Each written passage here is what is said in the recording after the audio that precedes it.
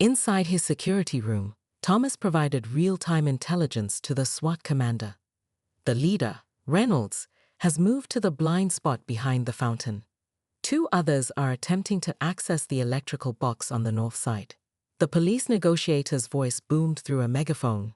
"This is the Metropolitan Police Department. Drop your weapons, place your hands on your heads, and surrender immediately."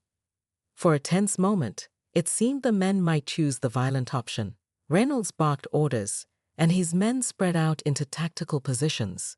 One raised his weapon toward the police line. What happened next unfolded in seconds. 2 officers fired non-lethal rounds. The SWAT team surged forward, and flashbang grenades temporarily disoriented the fake HOA officers. Within moments, all 6 men were face down on Thomas's immaculate driveway pavers, being handcuffed by tactical officers. The aftermath revealed the full scope of the operation. The men weren't simple scammers. They were a sophisticated crew who had successfully targeted 7 other high-net-worth homes using the fake HOA pretext. In their vehicles, police discovered burglar tools, weapons, detailed dossiers on wealthy homeowners, forged documents, and stolen property worth over $3 million. As the handcuffed Reynolds was led past Thomas, who had finally emerged from his home, the criminal locked eyes with him. "You should have just paid the fine," he said with a cold smile. "I did," Thomas replied. "I invested it in my security system instead." The investigation revealed connections to a larger criminal network operating across 3 states, using various official-seeming pretexts to gain access to luxury homes. Thomas's security footage became key evidence in a federal prosecution that would ultimately dismantle the entire organization. 2 months later, Thomas hosted a block party for his neighbors, the real residents of Oak Ridge Drive, many of whom were now installing security upgrades of their own. As they raised glasses in his backyard, Thomas's former military buddy Mike, now promoted to detective after the case, offered a toast. To the guy who proved that when fake cops come calling, Mike grinned. "Sometimes the best response is to lock them in and call the real ones." The newly planted Japanese maple in Thomas's front yard stood as a quiet reminder.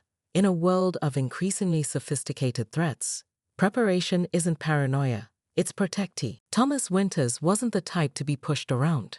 After 15 years as the only homeowner on Oak Ridge Drive with a custom security gate, installed after his work as a high-level cybersecurity consultant, made him some powerful enemies, he knew trouble when he saw it.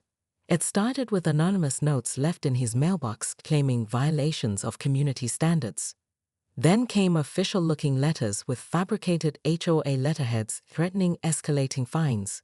When Thomas received a certified letter demanding $2,500 for his continued non-compliance, he knew something wasn't right. "There is no HOA here," he muttered, examining the forged municipal stamps under his desk lamp. The letterhead listed a Director Carlton Reynolds, with a downtown office address, an address Thomas discovered belonged to an abandoned strip mall when he drove by to investigate. The final straw came when Thomas returned home to find his prized Japanese maple tree vandalized, with a citation nailed to its damaged trunk. Attached was a photo of Thomas's house clearly taken from someone standing on his property while he was away. On the back, handwritten, "Next inspection, tomorrow, 2 p.m. Compliance or consequences." Thomas didn't call the police yet. Instead, he called his former military buddy, who now worked in local law enforcement. "Mike, I think someone's setting me up for something. And whatever it is, they're coming tomorrow." At precisely 1:58 p.m., 3 black SUVs with freshly applied magnetic HOA Enforcement Division decals pulled up to Thomas's gate. His security cameras captured every detail. 6 men in tactical-style uniforms, earpieces, and badges that caught the sunlight as they approached his intercom. "Mr. Winters, this is Chief Compliance Officer Reynolds. We have documentation of 17 violations requiring immediate inspection. Open your gate now." Through his home security monitors, Thomas watched as one man subtly tested the strength of his gate, while another surveyed the property's blind spots. These weren't bureaucrats. They moved like professionals, with concealed bulges under their jackets that Thomas recognized as weapons. "I'll need to see some official identification," Thomas responded through the intercom, simultaneously activating the property's discrete secondary cameras. Reynolds held up a badge that, even on Thomas's high-definition screen, looked remarkably authentic. "We have legal authorization to enter all properties in Oak Ridge Estates. Your continued obstruction will result in immediate penalties." When Thomas again refused, Reynolds signaled to the others. Two SUVs repositioned to block the gate completely while the men spread out along the perimeter. One began attaching something to Thomas's security keypad. "We're not leaving until we complete our inspection, Mr. Winters," Reynolds said, his professional facade cracking slightly. "And you're not leaving either. Last chance to make this easy." Thomas's phone buzzed with a security alert. Someone was attempting to override his gate's electronics. These were no ordinary scammers.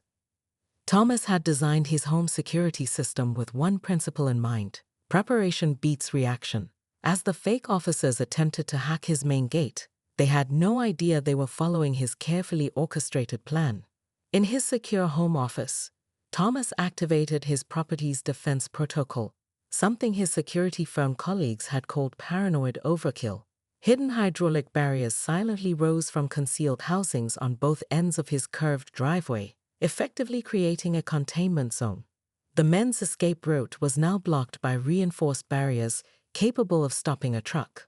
Simultaneously, directional microphones activated, recording every word as the men dropped their HOA pretense. "This is taking too long," one hissed. "Johnson said this guy's place has that rare coin collection, worth millions." "The alarm system's more advanced than we thought," another replied. "Call Becker and tell him to bring the serious equipment." Thomas had what he needed. These weren't just scammers. This was a sophisticated burglary crew using fake HOA credentials to access high-value targets. Their mistake was choosing a security expert as their mark.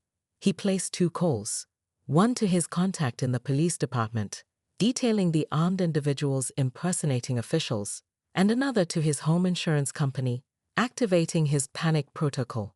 Both calls triggered immediate high-priority responses. "Surveillance indicates suspects are armed and attempting forced entry," Thomas told the dispatcher calmly. "I have them contained, but need immediate assistance."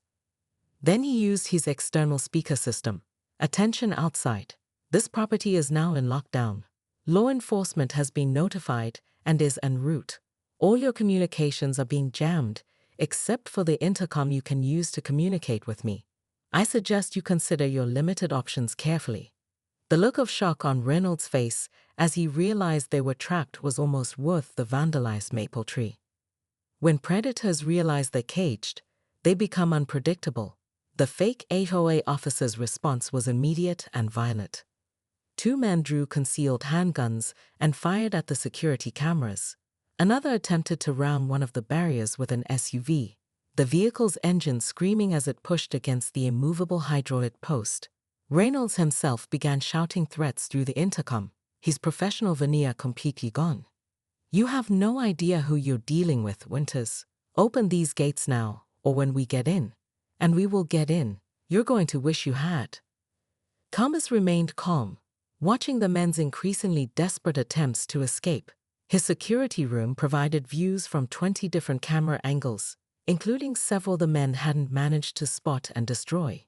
He observed as one man retrieved something alarming from an SUV's trunk, breaching equipment typically used by actual law enforcement.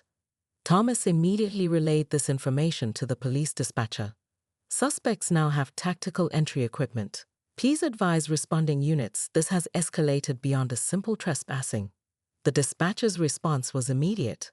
"SWAT has been notified and is inbound. ETA 8 minutes. Can you maintain containment?"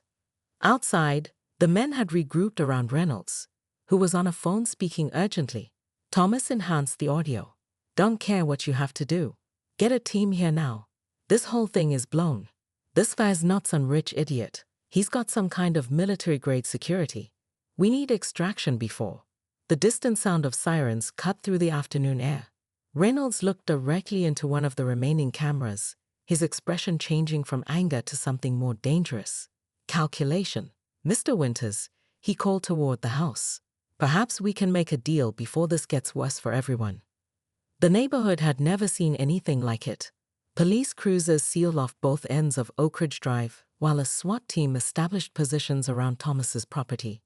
Tactical officers with ballistic shields advanced on the trapped SUVs, while a negotiator attempted to establish communication with the increasingly desperate intruders.